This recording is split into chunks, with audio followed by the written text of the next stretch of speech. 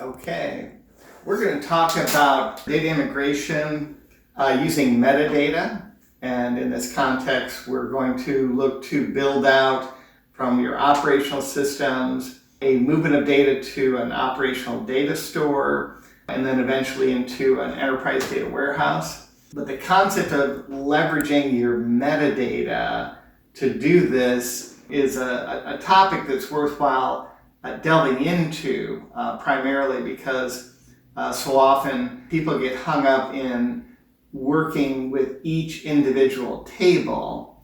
And if you're moving a dozen tables or 100 tables, it's probably manageable, but not necessarily all that efficient. But when you get into thousands of tables, which is very common in SAP and other implementations, suddenly building out your first operational data store and then your EDW can become very time consuming, as well as a maintenance nightmare because nothing is ever static in data warehousing. So how does that work? Well, you'll be pulling your data from, let's say, an ERP system or a CRM. And as you pull this data, you're going to move it into what is often called the landing zone. And that's often combined with an ODS. So I'm just going to put LZ ODS. And this is simply where your data is going to land in the first place. So what you need to do is say, I want to move this data from point A to point B. What's the next step? Well, obviously it's going to be integrated to some extent based on the tool that you're using to pull your data in. But whatever tool that happens to be, whether it's SSIS or Informatica or Data Stage, what you would like to be able to do is to specify a table grouping, maybe by schema or some other wildcard approach, as opposed to saying, I want table 1, 2, 3, fill in the name, whatever it happens to be, through 1,000 tables. The trick to doing that is to drive it via metadata. What does that really mean? How do I do that? Almost all relational database systems have a view that's called information schema. And this is both at the table level, TABLE, or at the column level. But this can then be accessed simply by a query. So you would select from information schema and pull back the entire domain or list of tables and or columns from your source system. So now using a select statement, so we'll put a process here of your data flow, and it's going to be moving from one point to the other, so this is your data flow. You're going to start with a select, and you want to select from a table that's defined within your ERP system or your CRM system, but how do you know what table that you want to select from? Well, the idea is to drive this data flow using another process. This process does a select from your information schema, which I'll just abbreviate as is.tables.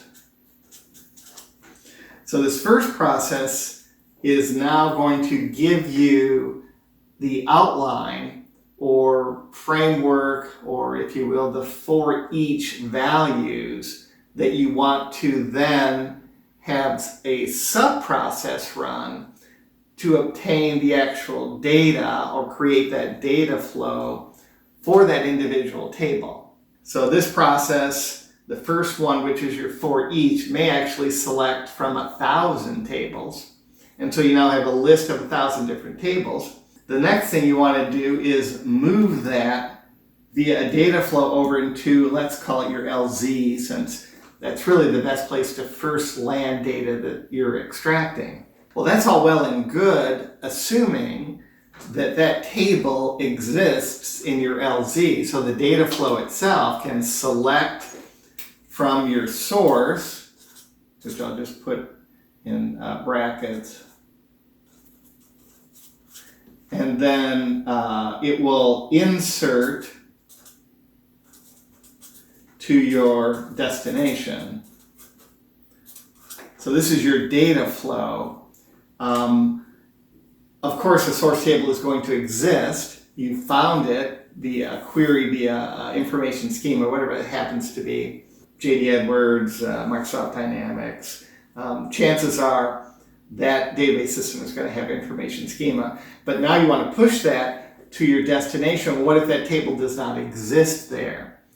Well, what you need to do first is to check before you run the data flow to see if that table exists. If it does exist, then you can go ahead and run the data flow. If it does not exist, now you have a SQL statement that you have to execute that would create that table. So notice you're coding this as opposed to using a third party or an independent or some other tool that we use to create it. So now what you have to do prior to the data flow is to have an execute SQL statement, which I'll put over here. That execute SQL statement is going to create the destination table. Well, that's all well and good, but how do I define that table?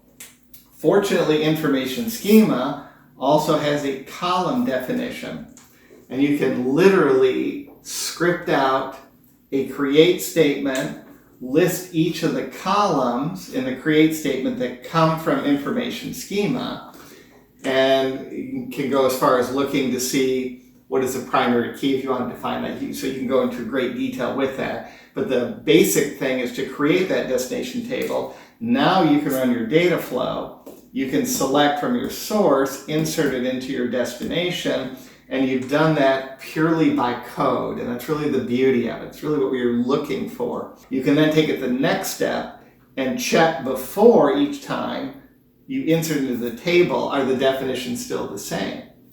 If they are the same, you're fine. If not, you can issue an execute SQL statement, which now would be an alter table. And the alter table is simply going to compare the columns that are there from one set to the other, what is missing. If it's missing, you would add the column.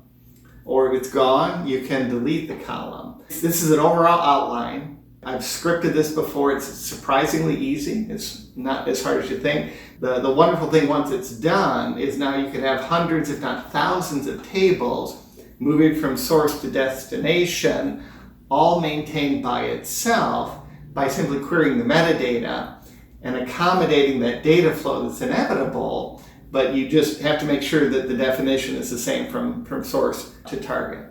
Hopefully that'll help you out. If you have any questions on this, feel free to email me at jmiller@bitracks.com, and we'd be happy to help.